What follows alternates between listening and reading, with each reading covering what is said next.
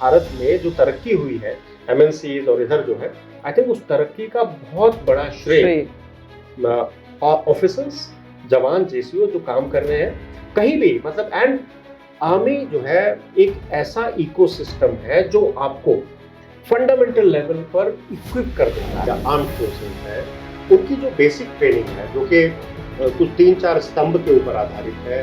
सबसे पहला स्तंभ है डिसिप्लिन, दूसरा स्तंभ है कॉम्राडरी, तीसरा स्तंभ है आपका इंटेंट, मतलब आपका जो है sincerity and honesty of purpose. What was that? You said कि यार मुझे आर्मी में जाना है। आई थिंक आर्मी में ज्वाइन करना एक इत्तेफाक है, और लेकिन बड़ा खूबसूरत इत्तेफाक है। Love is the highest emotion, and if you can manifest love, if you are in love with yourself, आपको स्वयं से प्यार है, आपको अपनी परिस्थितियों से प्यार है, आपको अपने नजदीकी जो भी है उनसे प्यार है, आपको अपने काम से प्यार है, you know. So I think it is important, बहुत जरूरी है कि हर एक इंसान को अपना जीवन एक लव स्टोरी बनाना। यहाँ मैं यूनिट की बात आपको बताना चाहता हूँ कि हम जो एक परिवार का माहौल होता है एक यूनिट, मतलब वो कितना मजबूत और कितना अहम रोल आपके पर्सनल लाइफ में कर सकता है, ये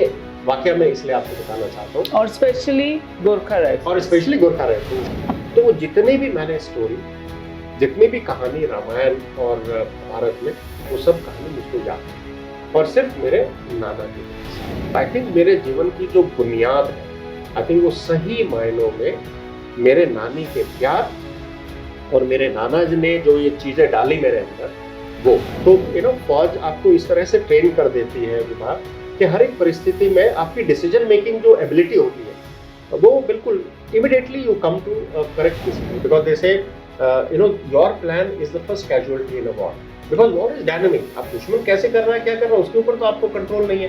then it becomes and then your contingency planning. अब मुझे बताओ जो actual love story. I think मेरे जीवन में सबसे अगर एक मजबूत स्तंभ माता पिता और परिवार के अलावा है तो वो शाली। तो हमने सबसे पहले जो गिफ्ट अपने मंगेतर के लिए भेजी वो एक छाता खरीदा और वो छाता उनको भेजा। नमस्कार दोस्तों, आज हमारे साथ हैं बहुत ही खास एक मेहमान जिनका नाम है general AK Singh. Welcome. Thank you, धन्यवाद Vibha. It's good to see you and it's good to meet you. I know, it's an honor.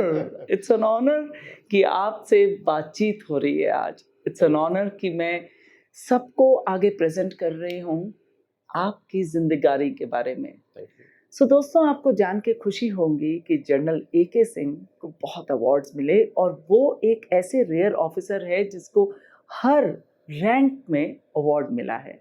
तो उन्हें परम विशिष्ट सेवा मेडल, अति विशिष्ट सेवा मेडल, युद्ध सेवा मेडल, सेना मेडल एंड वशिष्ठ सेवा मेडल, इन सब से उनको बहुत, कहते हैं ना कि डेकोरेट किया गया, और उनकी हर टाइम जो सर्विस जो देश के लिए रही, वो क्या बोले, जिसके लिए शब्द भी नहीं है। क्योंकि 40 साल वो सर्विस में रहे। कि जो लास्ट पोस्टिंग थी वो आर्मी कमांडर सदर्न कमांड की रही, और वहाँ पर भी उन्होंने बहुत चेंजेस लाए और कमांड को जैसे एक परिवार की तरह रखा, और वहाँ ग्रोथ बहुत हुई, खूबसूरत बना। मैं ये सब इसलिए बोल रही हूँ क्योंकि मैंने वो विजिट किया था। सो मैं फिर से आपको वेलकम करती हूँ। ठीक है, जनरल AK को मैं 1992 में मिली थी। 1992 से लेकर 2024 में मैंने उनको बढ़ता देखा, बहुत कुछ पढ़ता देखा और खिलता हुआ देखा। उनकी जिंदगी इतनी खूबसूरती से खुली और खिली, मैं कहूँ, जहाँ पर जब उनसे बात की जाए या उनके बच्चों से, परिवार से बात की जाए, तो हर कोई ये फील करता है कि वो एक बहुत रिस्पॉन्सिबल फादर हैं, एक बहुत ही खूबसूरत कंपैशनेट बेटे रहे, और एक ऐसे हस्बैंड रहे जो शायद हर औरत चाहती है कि ऐसा पति मिलना चाहिए। एक ऐसे प्रोफेशनल रहे एक ऐसे सीनियर रहे और जूनियर भी जो हर किसी की रगों को पहचानते थे। सो जनरल लेके शुरुआत करें आपकी इस लव स्टोरी, ये कहानी, ये जर्नी पे। विभा, सबसे पहले तो आपका धन्यवाद देना चाहूँगा ये सब बोलने के लिए। आप जानती हैं, और चूंकि आप एक दोस्त भी रहे हैं, तो एक दोस्त ही एक अपने दोस्त के लिए ये सब बोल सकता है। तो thank you very much for saying all the very good things. And आपने जो ये बोला लव स्टोरी, आई थिंक ये मैं समझूंगा कि बहुत ही महत्वपूर्ण चीज है। और क्यों कह रहा हूँ महत्वपूर्ण, क्योंकि love is the highest emotion. And if you can manifest love, if you are in love with yourself, आपको स्वयं से प्यार है, आपको अपनी परिस्थितियों से प्यार है, आपको अपने नजदीकी जो भी है उनसे प्यार है, आपको अपने काम से प्यार है, you know. So I think it is important, बहुत जरूरी है कि हर एक इंसान को अपना जीवन एक लव स्टोरी बनाना चाहिए। तो आपने जिस तरह से शुरू किया, आई थिंक एक बहुत ही खूबसूरत आपने एक मुझे क्यू दिया। सो एंड आपने जैसे बताया, इट इज आई थिंक 40 साल का सफर ऐसा लगता है कि जैसे कल ही शुरू हुआ। क्योंकि आर्मी में खासकर इतने सारे चेंजेस होते हैं, और आप इतनी परिस्थितियों को, every day is a new day. So you can not, आप मतलब आपने कल बहुत अच्छा बीता आपका, तो आज जो है बिल्कुल उसी तरीके से चलेगा नहीं, कल बिल्कुल अलग होगा। And you have to prepare yourself for that. So it is uncertainty, but I think that is the essence of life. Uncertainty is the essence of life. Life में अगर सभी कुछ बिल्कुल सर्टेन हो तो बड़ी बोरिंग लाइफ हो जाएगी, मंडेन लाइफ हो जाएगी। तो अनसर्टेनिटी एंड फौज आपको बहुत कुछ देती है। आई थिंक एक यूनिफॉर्म पहनना ही अपने आप में, मैं समझता हूँ, एक बहुत ही गौरव का विषय है। क्योंकि आप यूनिफॉर्म पहनते हो, वो यूनिफॉर्म आज भी, मतलब आप जब यूनिफॉर्म पहनते हैं, आपका नजरिया बदल जाता है, आपका पर्सनैलिटी, आपका व्यक्तित्व बदल जाता है सिर्फ एक यूनिफॉर्म पहनने से। So beautiful. और एक देश आपको ये गौरव दे रहा है यूनिफॉर्म पहनने का, और साथ ही साथ आपको दायित्व दे रहा है, रिस्पॉन्सिबिलिटी दे रहा है देश की सुरक्षा सुनिश्चित करने का। इससे बड़े गौरव की बात कुछ नहीं हो सकती। I think the highest profession, the noblest profession and the greatest profession is soldier. And I am so happy that I soldiered, you know, not just served, but I soldiered for 40 years and 44 years in uniform. और आपने बताया कि हर एक rank पर कोई ना कोई award मिला। ये वाकई में सही है। एक कैप्टन से लेकर एक लेफ्टिनेंट जनरल तक हर एक रैंक पर जो है। लेकिन आर्मी में, ना सिर्फ आर्मी में, मैं समझता हूँ विभाग, किसी भी विभाग में, किसी भी जगह अवार्ड आपको पर्सनली जरूर मिलता है, लेकिन अवार्ड हमेशा सामूहिक अवार्ड होता है। I think it is always been a team effort. So if I got a Param Vishisht Seva medal, it was not just that I worked, I definitely worked, there is no denying that fact, but मेरे साथ में जो मेरे colleagues थे, मेरी जो command थी, उनका काम, जो मेरे सीनियर्स थे, उनका guidance, I think it is a combination and a culmination. So all these awards are actually dedicated to people who have been associated with me. They may be, the awards are there at the end of my name, but rightfully I think ये सामूहिक award है। और मैं उन सबका शुक्रिया अदा करना चाहता हूँ जिनकी वजह से इस तरह का गौरव मुझे मिला। बहुत ही सुंदर जर्नी रही है। मतलब आपको ये कहना चाहूंगा बेबा, इतनी खूबसूरत जर्नी रही है कि आज भी अगर मुझे मौका दे तो कि आप अपने जीवन की किस तरह से शुरुआत करेंगे, तो आज भी मैं बिल्कुल ठीक उसी तरह से शुरुआत करना चाहूंगा। यहाँ मैं ये पूछना चाहूंगी कि व्हाई आर्मी, क्योंकि आप तो एक लॉयर के बेटे हैं, है ना? तो why army? And you joined NDA, right? So how did it happen and where did it happen? And what was that? You said कि यार मुझे आर्मी में जाना है। मैं आपको बिल्कुल सही बताऊंगा विभा, क्योंकि बड़ा इंटरेस्टिंग वाकया, एक इत्तेफाक। आई थिंक आर्मी में ज्वाइन करना एक इत्तेफाक था, और लेकिन बड़ा खूबसूरत इत्तेफाक था, क्योंकि मैं जो पैदा हुआ, आपको पहले से शुरू करता हूँ। मैं एक छोटे से गांव में पैदा हुआ जो कि रुड़की के पास है, ठसका गांव है हमारा। तो गांव के एक छोटा सा मिट्टी की कोठरी थी जिसके अंदर मेरा जन्म हुआ। और अभी कुछ रिटायर होने से कुछ ही महीने पहले मैं वापस गांव गया, क्योंकि जिस गांव से, जिस मिट्टी से आप उपजे हैं और जिस मिट्टी ने आपको लायक बनाया है, जिस मिट्टी ने आपको जीवन दिया है, तो जीवन के इस पड़ाव पर एक रिटायरमेंट होना एक जीवन का बड़ा महत्वपूर्ण पड़ाव है। तो इस पड़ाव पर वापस जाना अपने गांव और आपके ग्राम देवता, कुल देवता, पितृ देवता, उन सबको नमन करना, उन सबको नमन करना, मुझे लगा कि शायद अब मुझे ये करना चाहिए। तो मैं गया। अब वो कोठरी तो नहीं है लेकिन उसका प्लिंथ जो है वो जरूर है। और वहां मैं खड़ा हुआ और बड़ा अच्छा लगा, मुझे बड़ा सुकून मुझे मिला और धन्यवाद अदा किया मैंने, क्योंकि ग्रैटिट्यूड। इतनी खूबसूरत, मतलब कृतज्ञता मैं समझता हूँ एक बहुत ही अहम चीज है। तो मैंने कृतज्ञता व्यक्त की सभी के लिए, और गांव में तकरीबन 5 वर्ष विवाह मैंने गांव में बिताया। तो मैं ठसके का रहने वाला हूँ और मुझसे बड़ी मेरी बहन है, और मुझसे एकदम बाद में जो है एक और मेरी बहन हुई। मेरी बड़ी बहन मुझसे तकरीबन 5 साल बड़ी है और मेरी छोटी बहन तकरीबन 1.5 साल का फर्क है हम दोनों के बीच में। तो माताजी के लिए जो गांव में काम करते थे, आप जानते हैं कि उस वक्त जो है गैस नहीं होती थी, तो चूल्हे पे खाना होता था। तो और बड़ा परिवार था, और हमारा जो है, हमारी लैंड होल्डिंग काफी थी, बड़ा जमींदार फैमिली थी। और हमारे जो ताऊजी थे, हमारे बाबा जी का निधन बहुत जल्दी हुआ, तो ताऊजी ने पूरा कार्यभार संभाला। और वो गांव के सरपंच भी थे, मुखिया भी थे, और बड़े ही ओजस्वी व्यक्ति थे। तो जो भी आता था उनसे मिलने आते थे। तो गांव में माहौल क्या होता है कि आप चूल्हे पे अपना खाना बना रहे हैं, सबको आपने खाना दिया, और सडनली आप अब आराम करना चाहते हैं। और फिर कोई ना कोई, कभी तहसीलदार साहब आ जाते हैं, थानेदार साहब आ जाते हैं, या एमएलए साहब आ जाते हैं। फिर वो एक नहीं होता, उनके साथ पूरा कुटुंब कंटिजेंट होता है, पूरा का पूरा कंटिजेंट होता है। और जैसे ही आप मतलब सोना चाहते हैं, और तभी वो, तो उनके लिए पूरा खाने का इंतजाम करना है। अब चूल्हे पे फिर दोबारा से शुरू करना, आप समझ सकते हैं।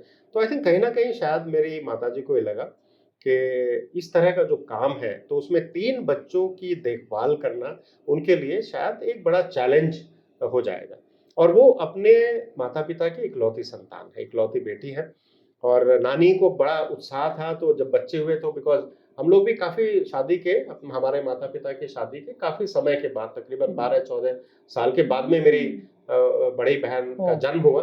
तो मेरे पिताजी आज भी जब मेरी बड़ी बहन को देखते हैं, बहुत प्यार करते हैं उनको, अनीता नाम है उनका, कहते हैं अनीता तुम ही इन सबको खींच के लाई हो। किसी और ये एक सत्य भी आत्मा है। एक आत्मा की और रिस्पॉन्सिबिलिटी है कि कि सबको आओ खींच के अपने लाना, खुद तो को। हमेशा वो उनसे बहुत ही ज्यादा प्यार करते हैं। तो उन्होंने सोचा कि इनको जो है ननिहाल भेज दिया जाए। तो मुझको और मेरी बड़ी बहन को, हम दोनों को ननिहाल भेजा गया। और हमारी नाना नानी ने, आई थिंक वो जीवन के शायद सबसे सुंदर और सबसे खूबसूरत पल थे, क्योंकि नाना नानी को बेटा बेटी मिल गए, और जिस तरीके से उन्होंने हमारा पालन पोषण किया, मैं मानता हूं कि एक बच्चे की जो फाउंडेशन होती है, वो 5 साल में जो है उसकी बेसिक फाउंडेशन और बेसिक कैरेक्टर उसका 5 साल के अंदर वो हो जाता है। आप उसको होन अप कर सकते हैं, शेप अप कर सकते हैं, लेकिन 5 साल के अंदर काफी कुछ हो जाता है। 5 साल में वो 5 तत्वों का उसे पता चल जाता है। पता चल जाता है। आपने बिल्कुल सही बोला। तो वो 5 साल मेरा गांव के परिवेश में बीता। तकरीबन शुरू में एक 1.5 साल के आसपास हमारे गांव ठसका, और तकरीबन उसके बाद 3.5 साल जो है वो अपने नाना नानी के पास सलावा गांव है। और इतना प्यार, जो आप बोल रहे हैं लव स्टोरी, आई थिंक ये लव स्टोरी वहां से शुरू हुई।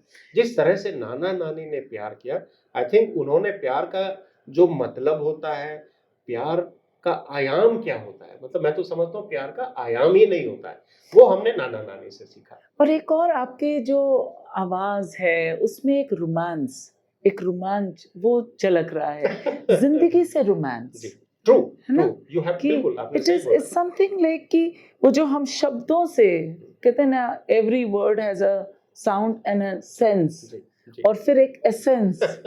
तो आप जो शब्द बोल रहे हैं उसमें एसेंस, वो रस है, वो बिल्कुल बहुत ही हृदय से, it is coming from deep core, Yeah. because it is absolutely, it is what I feel, sometimes कई बार क्या होता है, आदमी सोच कुछ और रहा होता है, लेकिन बोलता कुछ और है और करता कुछ और है। और जब आपका सोचना और आपका बोलना और आपका करना जब ये तीनों एक लेवल में हो जाते हैं, तब जो है लव स्टोरी तब शुरू होती है। Exactly, thought deemed action. Action, तो लव स्टोरी तब शुरू होती है।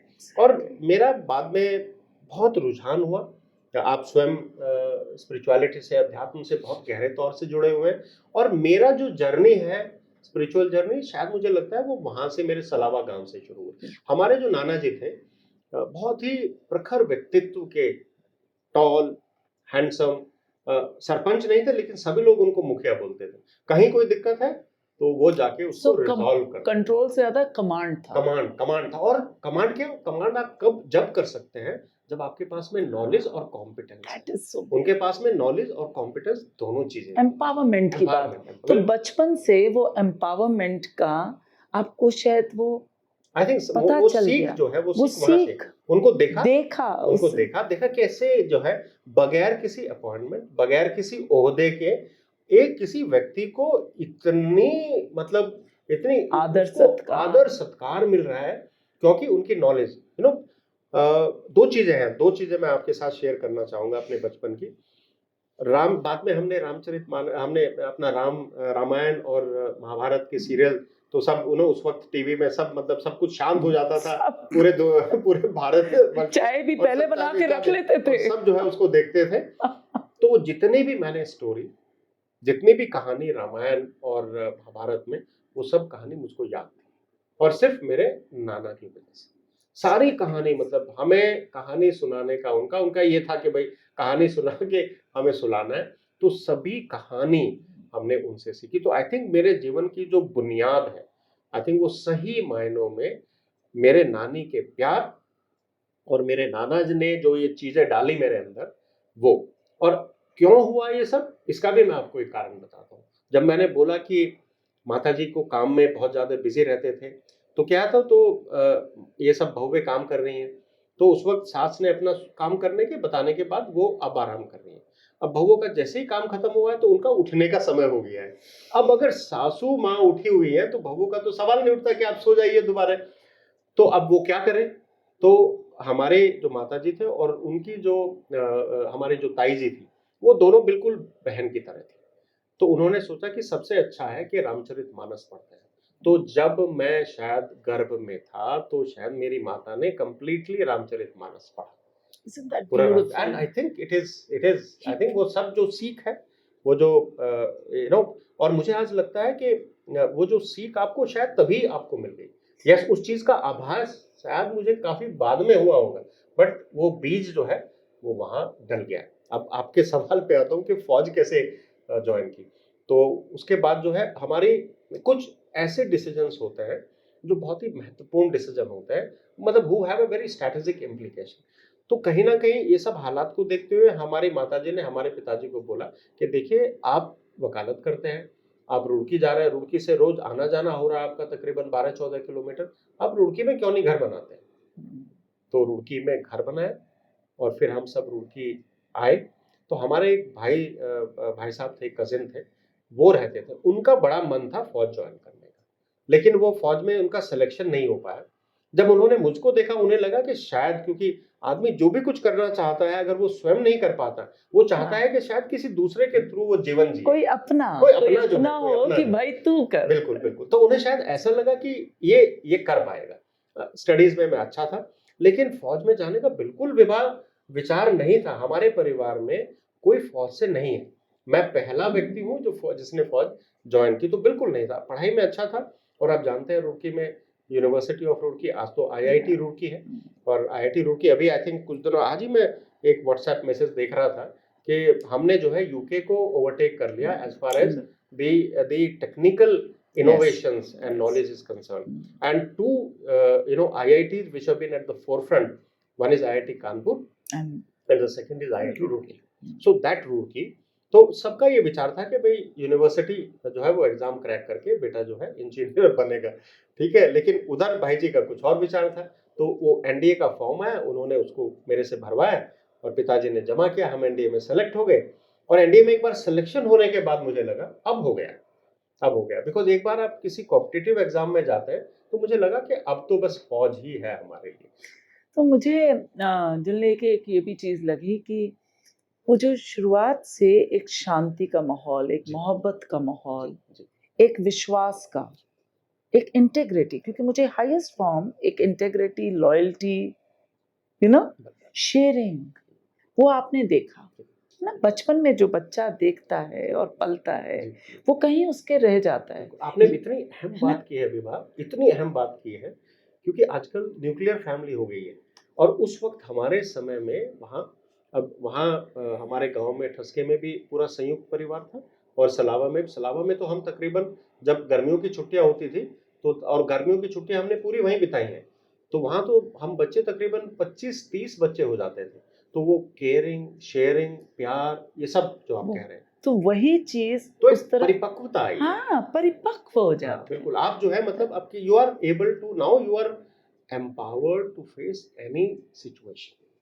I think that That started is, right from the early and childhood. beautifully, And beautifully, and very beautifully, nicely, very with nicely, graceful natural. attitude of gratitude, you know. Absolutely, एक absolutely. Gratitude है कि बिल्कुल। हाँ जी करना है रोज, एक है कि उस ग्रेस को एक्सेप्ट करते हुए, True. उस पॉजिटिव एटीट्यूड के Natural. साथ आप सरेंडर भी, आप झुक जी, जाते हैं, जी, जी, नतमस्तक हो जाते जी, हैं, जी, है ना। जी। वो एक खूबसूरती आपने शायद बचपन से देख ली थी। You surrender to life Yeah. because it is the life that has empowered and chiseled you beautifully. That's so beautiful. So that's how I joined. और मुझे याद है कि जब मैं मतलब उसका रिजल्ट जब आया तो माताजी पिताजी को पता चला कि भाई एनडीए का रिजल्ट आया है। हमारी माताजी तो सोच रही थी इसका नहीं होना चाहिए। पूरे रास्ते वो जहाँ रिजल्ट देखने जा रहे थे, पूरे रास्ते वो प्रे करती रही कि इसका नहीं होना चाहिए। लेकिन जब हुआ तो उनको बड़ा, लेकिन आज मैं कहना चाहूंगा विभा, आज आई थिंक सबसे ज्यादा खुश मेरी माताजी, है ना? सबसे ज्यादा खुश। देखिए कैसे जीवन जो है, मतलब इसलिए मैं कहता हूँ कि जीवन जैसा चल रहा है आप उसको चलने दीजिए, आप उसको चलने दीजिए। यहाँ मैं मेंशन करूंगी, मैं आप लोगों को बताऊंगी कि मैं पिछले साल इन माताजी से मुलाकात हुई, 2-3 बार हुई, और वो मुझे कहें अकेले में बातचीत करके, ये बस लगा ही रहता है, दिन भर पढ़ता रहता है या बस ऑफिस में लगा रहता है, इसके पास अभी टाइम नहीं।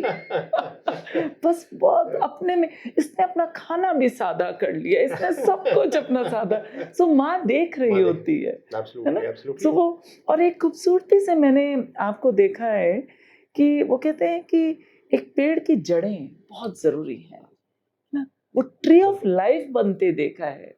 एक बहुत साल पहले मैं किसी से मिली तो मुझसे उन्होंने प्रश्न पूछा कि पापा बता, एक फल कब पूरा पक जाता है। तो मैं अपने बातें करने लगी, और फिर मैंने कहा नहीं, कुछ है। मैंने कहा आप ही बताइए। एक सूफी से मिली मैं, तो मुझे कहते हैं कि एक फल तब पकता है जब उसका हर बीज इतना परिपक्व हो कि एक नए उसको हेल्दी पेड़ को जन्म दे पाए, है ना। सो वो बचपन में ही होनहार बिरमान के होत जितने वो भी चैत रहा हो, पर जड़ें हैं तो तना भी खूबसूरत, फिर टहनियाँ, और फिर फूल, और फिर आप छाया भी बनते हैं कईयों की, और फिर जड़ से जड़। तो वो एक बहुत खूबसूरत होता है वो जो बचपन का सफर, और 18 साल। सो वो उसमें आपका भी था। और माताजी पिताजी का जैसा आपने बताया, उनका होना, बिकॉज आज भी वो एक वट वृक्ष के समान। एग्जैक्टली। और हम सब जो है उसके नीचे जो है उसकी छाया में, उसकी सेफ्टी नेट में हम सब लोग फल फूल रहे हैं। मतलब आज भी मेरे पिताजी तकरीबन 94 वर्ष के हैं। MA LLB उन्होंने इलाहाबाद यूनिवर्सिटी से किया, और इलाहाबाद यूनिवर्सिटी के स्पोर्ट्स कैप्टन थे, और यूपी को रिप्रेजेंट किया कबड्डी में, कैचर थे। और आज भी उतनी ही मजबूती है, और जीवन जीने की उतनी ही उनके अंदर जो है आकांक्षा है। मतलब बोलते हैं मैं 100 वर्ष, 94 साल की उम्र है, मैं 100 क्रॉस करूंगा और 100 क्रॉस में भागूंगा।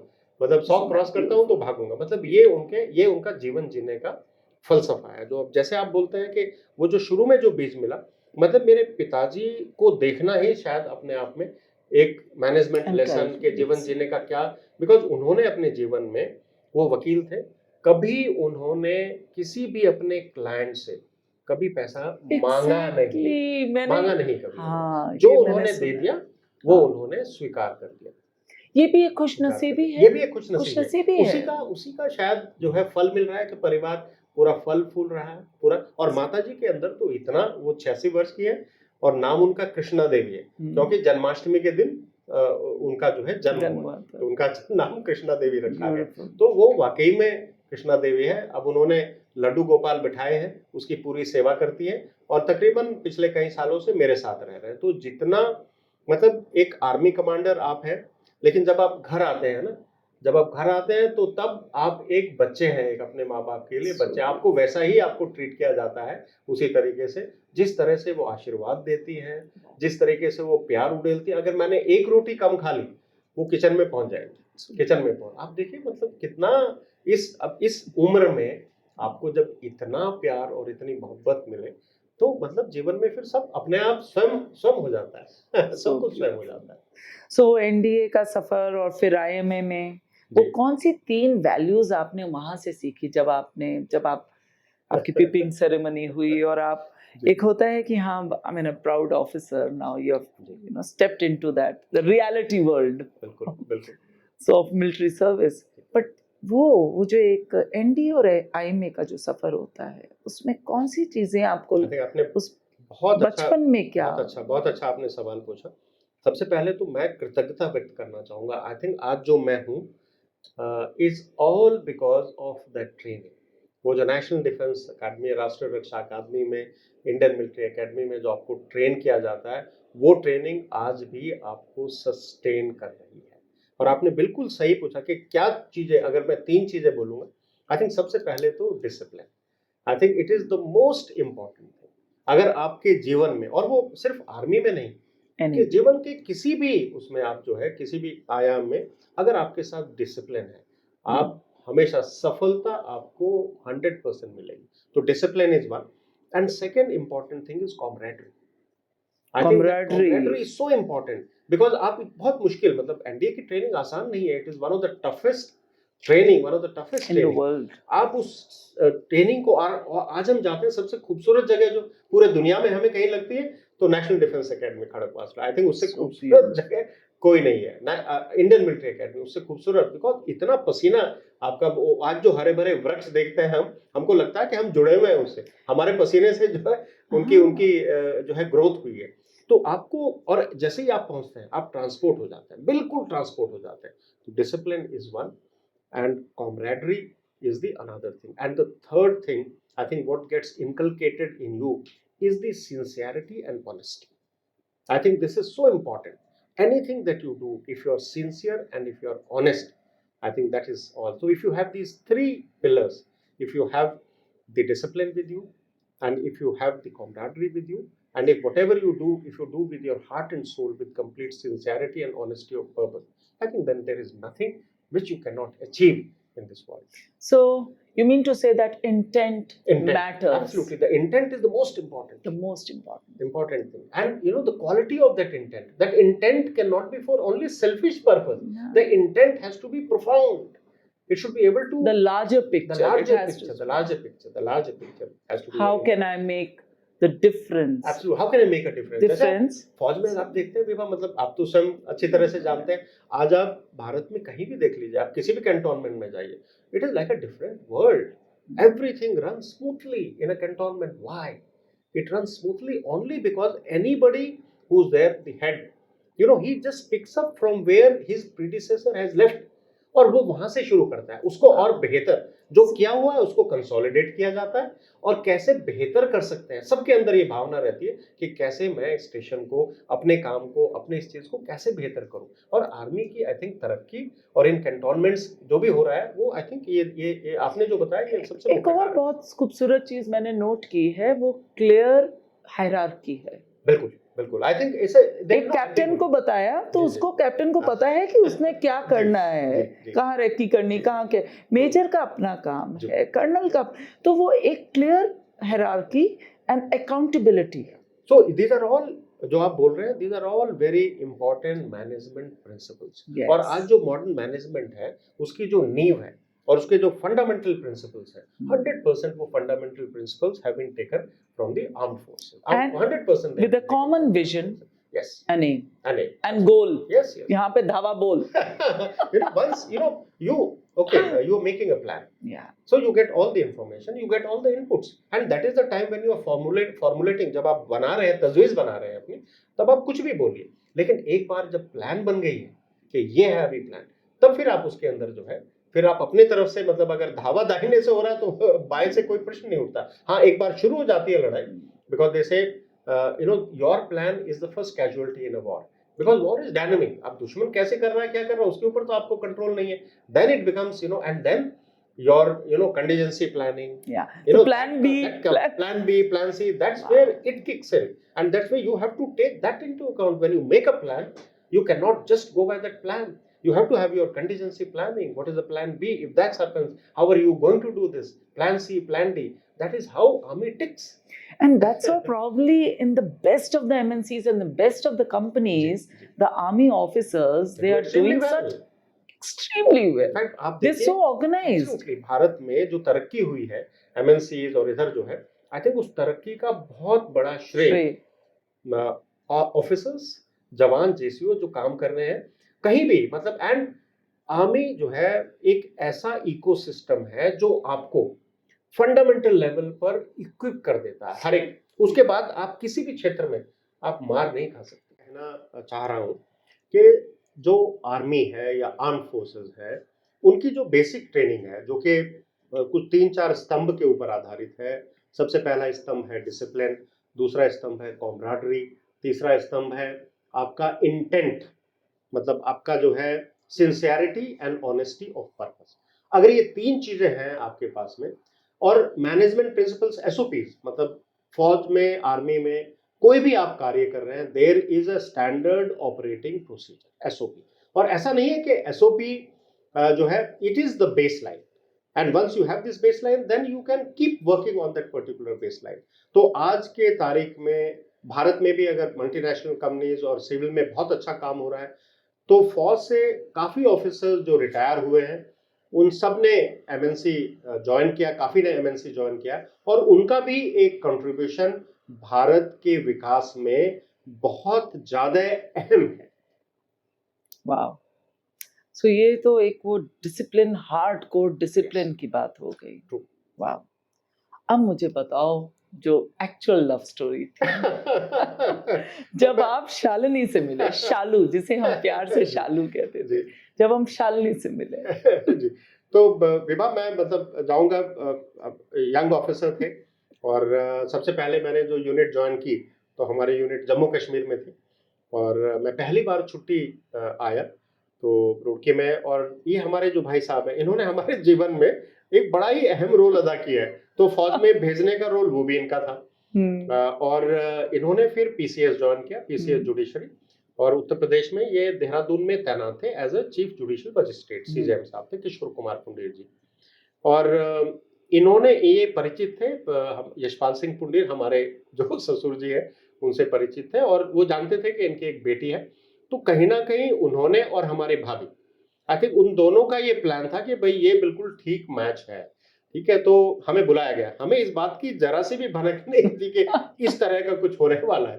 तो मैं और पिताजी, आई थिंक शायद पिताजी को मालूम था, तो हमें बुलाया गया. हम कचहरी पहुंचे, हम अर्थात शाम का वक्त था, 3-3:30 बजे थे, तो हम कचहरी पहुंचे, उनसे मुलाकात हुई, और कुछ ऐसा हुआ विभा के बारिश हुई, बहुत जबरदस्त बारिश. आप जानते हैं देहरादून में बारिश कैसे और होती है. वैसे भी जब बारिश हो रही तो कुछ ना कुछ तो अच्छा ही ब्लेसिंग्स ही आ रही हैं. अच्छा ही हो रहा है. बारिश हुई, तो अब उनके पास स्कूटर था उस वक्त, और कार थी यशपाल सिंह पुंडीर जी के पास में.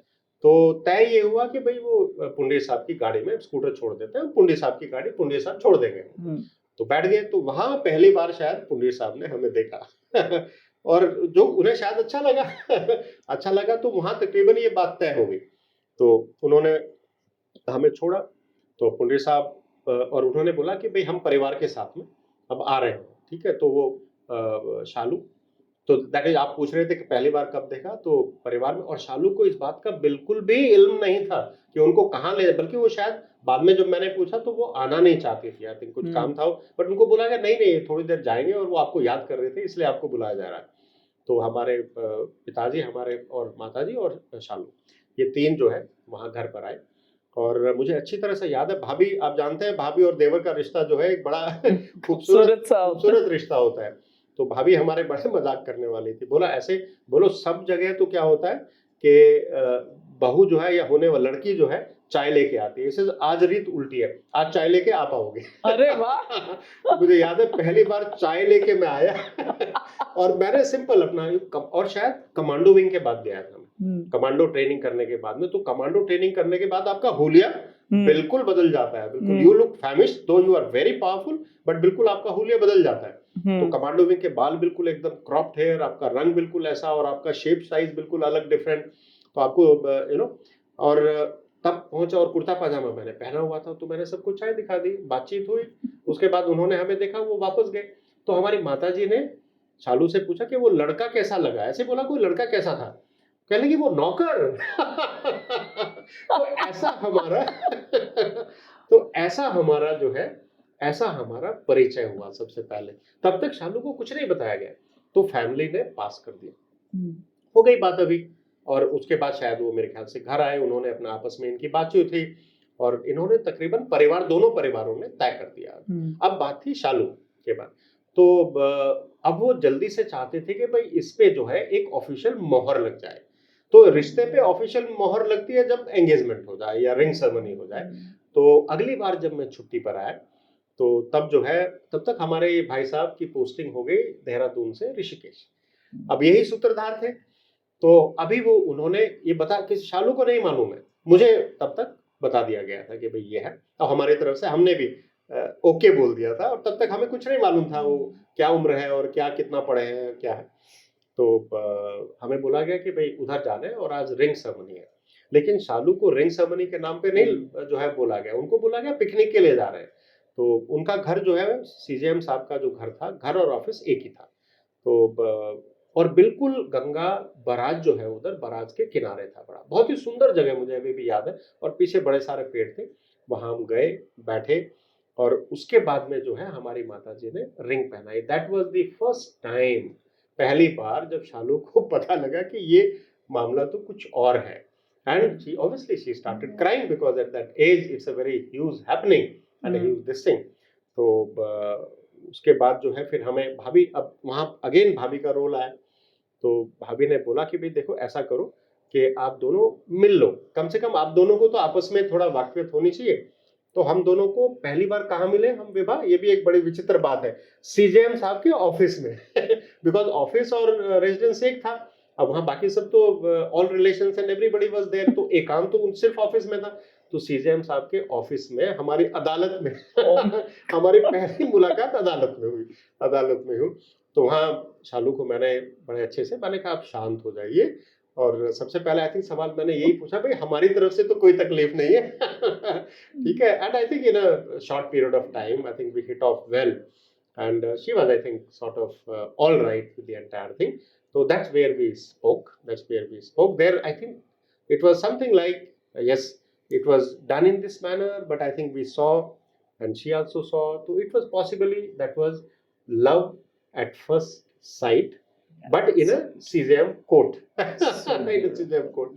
तो कोर्ट की भी मोहर लग गई उधर, एक लीगल स्टैम्प भी लग गया उधर। और उसके बाद में फिर उन्होंने, क्योंकि बराज एरिया था, बोट का इंतजाम था, उसके बाद हमने बोटिंग की। तो सबसे पहला रोमांस हमारा जो है बोट के ऊपर, गंगा तट के ऊपर, गंगा में हमारा, I think that's where the love story. Vibha, जो आप जिस लव स्टोरी की बात कर रही है, हमारी लव स्टोरी की बुनियाद जो है गंगा से शुरू हुई, गंगा से शुरू हुई। और इतनी खूबसूरत रही, इतना सुंदर सफर रहा, ये विभा के मैं बयान नहीं कर सकता हूँ इसको। आई थिंक मेरे जीवन में सबसे अगर एक मजबूत स्तंभ माता पिता और परिवार के अलावा है, तो वो शालू, शी वॉज माई स्ट्रेंथ। और फौज में आप जानते हैं अच्छी तरह से कि और specially infantry officer, because infantry की पोस्टिंग तो लगातार आपकी फील्ड एरिया में आती है, और काफी समय जब आप फील्ड एरिया में होते हैं, आपकी पत्नी ही आपके परिवार को, लेकिन जिस तरीके से शालू ने ये दायित्व निभाया, और जबकि वो काफी कम उम्र की थी उस वक्त, ठीक है, वो जो ये एंगेजमेंट तो जरूर हुआ, मैं थोड़ा पहले वापस जाना चाहूंगा, लेकिन जब मुझे पता चला कि भाई अभी उम्र थोड़ा छोटी है, पढ़ाई भी अभी करनी है, तो मैंने ये तय किया कि नहीं, अभी कोई जल्दी नहीं है, अब शादी हम थोड़ा बाद में करेंगे। और हमारी यूनिट जो है तो फील्ड में थी, तो मैंने कहा कोई अभी कोई जल्दी नहीं है। अब कुछ समय के बाद, आई थिंक कुछ महीनों का, और तब से हमारा लेटर्स का आदान प्रदान शुरू हो गया। और ये भी आपको बताना चाहूंगा, हम लोग तो अभी नेशनल डिफेंस एकेडमी से हैं, ये रोमांस के मामले में हम थोड़ा सा हम इससे अनभिज्ञ रहते हैं कि रोमांस जरूर है हृदय में, लेकिन उसका इजहार कैसे किया जाए वो इजहार जो है। तो सबसे पहले जब मैं छुट्टी गया तो मैंने कहा भाई इनको क्या भेजना, हमारे काफी सारे लड़के हैं जवान जो कि देहरादून के रहने वाले हैं, तो वो कोई ना कोई जाता रहता है, तो हमने कहा कोई ना कोई गिफ्ट तो जरूर उनके लिए भेजना है। अब वहां आपको अखनूर के एरिया में बिल्कुल बॉर्डर के ऊपर आपको कहाँ कौन सा गिफ्ट मिलेगा, तो कैंटीन में गए, कैंटीन में आपको मिल सकता है। तो कैंटीन में एक छाता दिखाई दिया, हमें अभी भी याद है, रंगीन छाता था। तो हमने सबसे पहले जो गिफ्ट अपने मंगेतर के लिए भेजी वो एक छाता खरीदा और वो छाता उनको भेजा। तो चालू अभी भी याद करती थी पीछे, तो बहुत हंसती थी इसको। तो छाता भेजा, लेकिन कुछ महीनों के बाद यूनिट का फील्ड टेन्योर खत्म हो गया था और मैं छुट्टी गया। और मैं छुट्टी से जब वापस आया तो मुझे बताया गया कि यूनिट का तो मूव आ गया, और लो एंड बिहोल्ड मूव कहाँ है, देहरादून। और सब मुझको बोल रहे हैं कि भाई तुम अभी तो फौज में अभी अभी आए हो, यंग ऑफिसर है, और जस्ट बिकॉज आपकी मंगेतर देहरादून के है तो आप यूनिट को ही देहरादून ले जा रहे हैं। तो एवरीबॉडी सेड कि भाई इसने कुछ ना कुछ किया है जरूर जरूर। So unit came to Dehradun, और देहरादून में आने के बाद आप जानते हैं, मतलब अब मंगेतर है एंड वो एजुटेंट कर रहा था, यूनिट का adjutant is a very important this thing, मतलब everything revolves around the commanding officer gives the direction and adjutant साहब ने उसको एग्जीक्यूट करना होता है। तो ये बिजी अपॉइंटमेंट होती है। और लेकिन मैं अपना पूरा काम पूरी तैयारी के साथ जल्दी से जल्दी काम किया, और शाम को मुझको लगता था कि एक बार तो मैंने 8 ओल्ड सर्वे रोड, जहाँ शालिनी जी रहती थी, वहां पक्का जाना है। तो आई थिंक कोई शाम मैंने नहीं छोड़ी होगी। मेरे रूममेट थे मेजर पीएस राय, मुझे अच्छी तरह याद है, उनके पास में बड़ा नया स्कूटर था, बजाज स्कूटर, उस टाइम बड़े मुश्किल से मिलता था। तो बजाज स्कूटर था, स्कूटर हमने उठाया और उनके पास में पहुंचे। और जब डेली, और हमारे पिताजी, उनकी आदत थी 9 साढ़े 9 बजे सोने की, और हमारा पहुंचने का वक्त 9 बजे।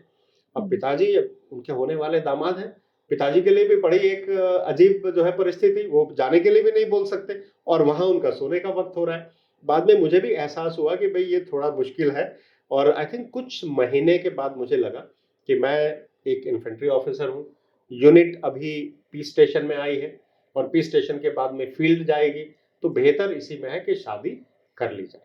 बेटर इसलिए रहे। जो है हमने यस बोला, और फिर 20 फरवरी 1988 को हम दोनों की शादी होटल व्हाइट हाउस देहरादून में Wow. देहरादून में हुई। Isn't that most beautiful? It is और इतना सब कुछ है, मतलब I will tell you a very interesting thing Vibha, बहुत आपको, कि हमारी जब शादी हुई तो हमारा रुड़की में जो परिवार है वो एक जॉइंट परिवार है, और हमारे पिताजी ने काफी बड़ा एक लैंड ट्रैक्ट खरीदा था। तो उसमें से उन्होंने एक आधा हिस्सा जो उनके छोटे भाई थे, चाचा जी थे, उनको दिया, और उनका परिवार भी, उन्होंने घर बनाया, एक ही अहाता है। तो हमारा घर इधर, बिल्कुल हमारे घर के सामने उनका घर था। वो भी शादी में आए चाचा जी, और उन्होंने चूंकि गांव से पूरा खेती बाड़ी का काम वो ही देख रहे थे, तो उन्होंने गाय भैंस रखी हुई थी रुड़की में, क्योंकि बहुत बड़ी जमीन थी उधर। तो शाम को शादी अटेंड करने के बाद 19 फरवरी की रात शादी अटेंड की उन्होंने। और शादी अटेंड करने के बाद 20 को सुबह सुबह फेरे हुए। उन्होंने बोला भाई देखो अब मैं वापस जाता हूँ, बिकॉज सुबह सुबह दूध निकालने का वक्त है, किसी और को कोई और निकाल नहीं सकता, तो मेरा जाना जरूरी है। तो वो शाम को ही रात को निकल गए, और सुबह सुबह उन्होंने दूध निकाला होगा, शायद कुछ अंडरलाइंग इशू था उनका, और दूध निकालते निकालते जो है उनको मैसिव कार्डियक अरेस्ट हुआ, and he died on spot. और ये सुबह सुबह जो है हमें मालूम चला, मतलब शादी सुबह सुबह, विदा होने का टाइम है, तो विदा होने पे जो भी रस्म होती है उसी की तैयारी ही चल रही थी। जब पता चला, मेरे पिताजी, मुझे याद है कि मेरे पास आए और उन्होंने कहा कि इस तरह हुआ है।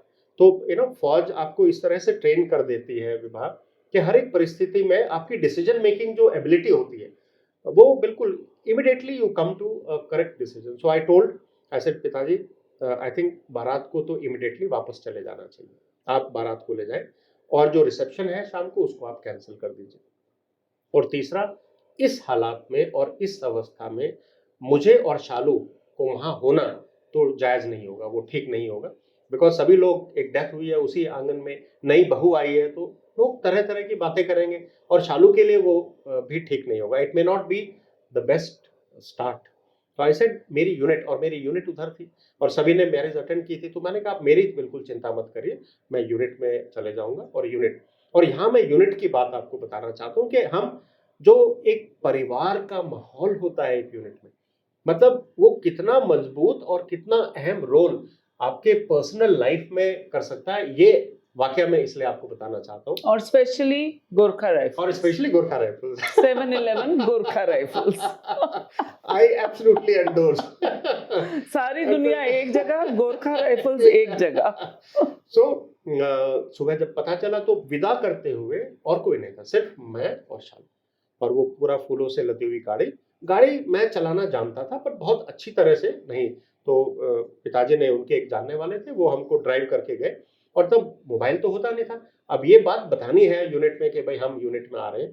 तो घंगोड़ा के रास्ते में बीरपुर कैंटोनमेंट आता है, तो बीरपुर कैंटोनमेंट में रोका. एक और गोरखा यूनिट थी उधर. उन एजुटेंट ऑफिस में पूरा 3-piece सूट पहनकर मैं उधर गया, फूलों से लदी गाड़ी, शालू पूरे ज्वेलरी और उसमें जो है उसमें परिधान में वो अंदर बैठे हुए. और मैंने उनको, एजुटेंट साहब को बताया कि इस तरह से हुआ, मैं कॉल करना चाहता हूँ यूनिट को. यूनिट में मैंने कॉल किया. मेजर टीपी सिंह, आप जानते हैं उन्हें, major TP Singh quartermaster कर रहे थे. उन्होंने फोन उठाया और मैंने उन्हें बताया, मैंने कहा सर एक गेस्ट रूम चाहिए. तो उन्होंने बोला आप इंतजार करो, मैं 10 मिनट के बाद में आपको कॉल करता हूँ. तो मैंने 10-12 मिनट इंतजार किया, उनका कॉल आया. उन्होंने कहा देखो थोड़ा गेस्ट रूम में समय लगेगा, आप ऐसा करिए पहले मेरे घर आ जाइए. मुझको वहां से विभा from that stay Birpur to घाघोड़ा तकरीबन उस वक्त 7-8 मिनट लगते थे. तो शायद 10 मिनट में हम पहुंच गए उधर. Total 25-30 minute. आप यकीन नहीं करेंगे विभाग, यूनिट के सभी ऑफिसर्स, सभी लेडीज और सभी बच्चे मेजर टीपी सिंह के घर में विराजमान. और स्वागत जैसा नई दूल्हा और दुल्हन शादी के बाद आते हैं, और घर में पूरा जो है जितने भी मतलब आपका सेरेमनीज होती हैं, कंप्लीट सेरेमनी का इंतजाम उधर किया हुआ था. तो ये जो है आई थिंक एक एक जो रेजिमेंट जिसको हम बोलते हैं कि एक आर्मी जो है एक परिवार की तरह है, आई थिंक इससे अच्छा और इससे बेहतर उदाहरण नहीं हो सकता. सो मैं शालू को हमेशा बोलता था कि आपकी जो ससुराल है वो रुड़की और ठसका नहीं है, आपके ससुराल 7th बटालियन 11 गोरखा राइफल्स. और वो हमेशा से उन्होंने ये रोल अदा किया, उन्होंने हमेशा से माना कि ये मेरा, बिकॉज उन्होंने रेजिमेंट को बिल्कुल अपनाया 100%. और आप मतलब आप जानते हैं, आपने उनको, तो ये मैं आपको कहना चाहता था कि देखिए इतना बढ़िया. और एक और बात, यहीं से बात निकालता हूँ, सॉरी, नो, बट ये भी एक बहुत ही, क्योंकि ये एक it is like the chain, the getting linked together. तो ऐसे शाम को हमने दो पार्टी किया, आराम से सब मिले बैठे बातें की. उसके बाद सब चले गए घर, और तकरीबन 1-1.5 घंटा आराम करने के बाद मेजर टीपी बोलता है, अरे तुम्हारी नई शादी हुई है, यहाँ घर में क्या कर रहे हो, बाहर जाओ घूमो, इसको बहू को घुमाने ले जाओ तुम. तो अब गाड़ी तो इतनी अच्छी चलानी नहीं आती थी, अब आदेश मिला सीनियर ऑफिसर का. और वो क्यों हमें भेजना चाहते थे घर से, वो उस कमरे को रात के लिए तैयार करना चाहते थे. तो वो चाहते थे कि भाई ये देखिए कितना, मतलब सोच आप देखिए. तो मैं गाड़ी उठाई. अब मैं उनको बाहर टाउन में तो नहीं ले जाना चाहता था, अपनी मेरे जितनी होती, मैंने एक घंगोड़ा में, आपने एक बहुत बड़ा ओपन ग्राउंड था उस वक्त, मैं ओपन ग्राउंड में गाड़ी को ले गया. और तकरीबन 2-3, अब कितने चक्कर आप काट सकते हैं ओपन ग्राउंड के. तो बिल्कुल वो ओपन ग्राउंड टॉन्स रिवर के बराबर में है. तो वहां टॉन्स रिवर के किनारे पे मैंने गाड़ी रोकी, हम दोनों उतरे और हमने 1-1.5 घंटे तक खूब बातें की. मैंने और शालू ने खूब बातें की, सब चीजें, पूरा प्लानिंग प्रोसेस सब कुछ हुआ. और 1-1.5 घंटा के बाद में मैंने बोला अब तो शायद मेजर टीपी सिंह को लगेगा कि मैं बहुत घुमा के लेके आया बहू को. हम वापस आ गए. आज आप यकीन नहीं करेंगे कि जो घर मैं बना रहा हूँ, मतलब हमने उस दिन वो वक्त टॉन्स के इस तरफ गुजारा, और आज घर हमारा टॉन्स के उस तरफ बन रहा है. और घर का नाम मैं रख रहा हूँ शालिनीज रिट्रीट. आप जानते हैं कि शालिनी 1 अप्रैल 2020 को उनका देहांत हुआ, और उनकी ये ख्वाहिश थी कि घर देहरादून होना चाहिए, जंगल के किनारे होना चाहिए, नदी का किनारा होना चाहिए, और मसूरी का बहुत अच्छा अनऑब्स्ट्रक्टेड व्यू होना चाहिए. This house, this home that we are building is absolutely ditto to the T the way she wanted it. And I M 100% sure Vibha कि उस जगह का सिलेक्शन और वहां she is behind that.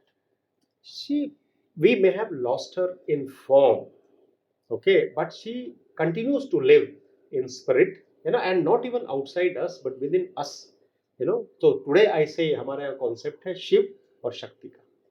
So I think that Shakti today is not in form, but it resides in me, as the strength, as the real Shakti, as the Isn't real that most beautiful? It's the most beautiful. It's a blessing. It's actually a blessing.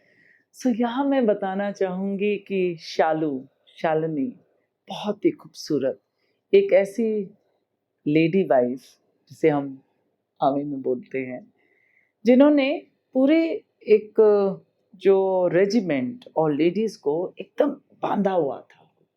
उनके पास कभी भी जाओ खाने को हमेशा होता था, उनके फ्रिज में उनके कोई भी चीज़, और वो खुद रसोई में घुस जाती थी. और कितनी तरह की रोटियां और कितने तरह के पकवान मैंने खुद खाए हैं उनके हाथ से.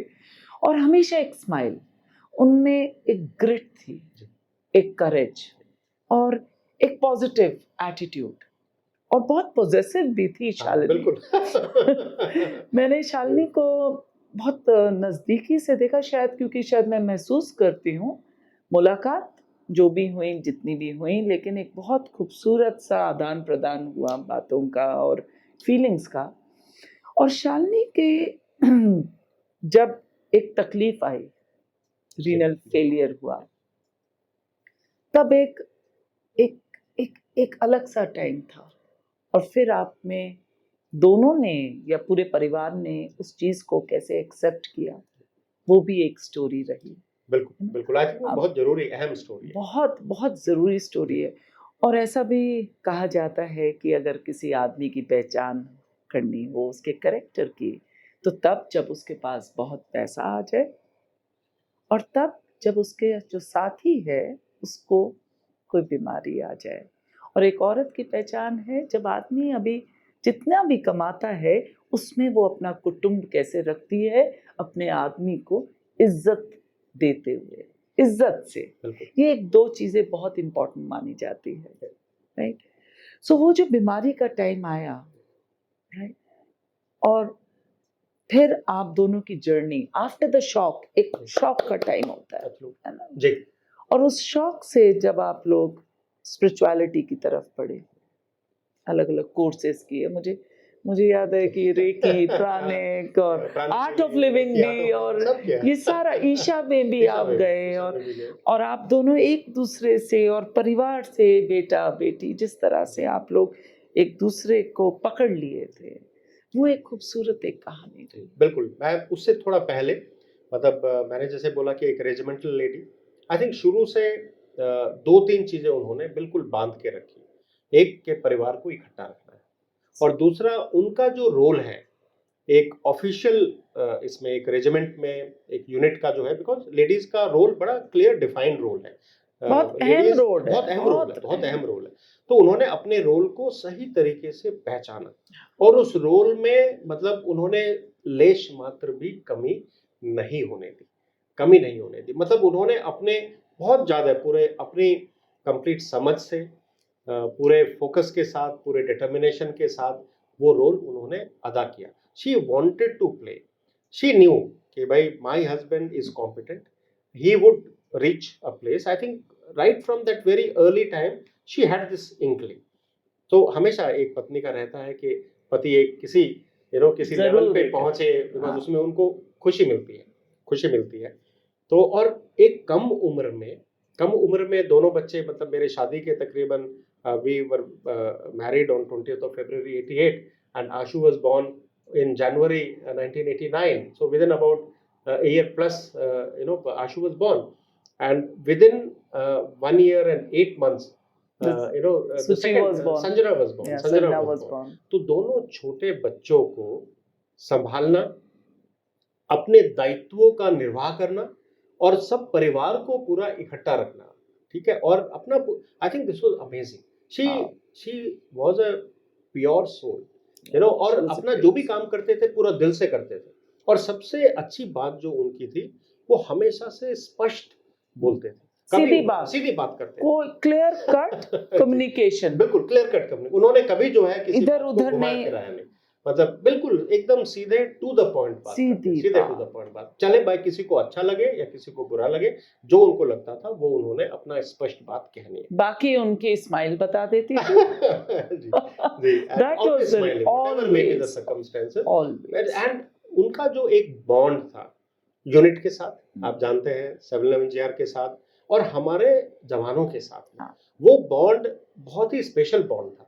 आई थिंक शी वाज, और हमारे यहाँ बोलते हैं Gurkhas are very, you know, we are absolutely clear about our SOPs and about our roles and about our rules and about our culture 100%. I think she was at least few steps ahead I of do me, that.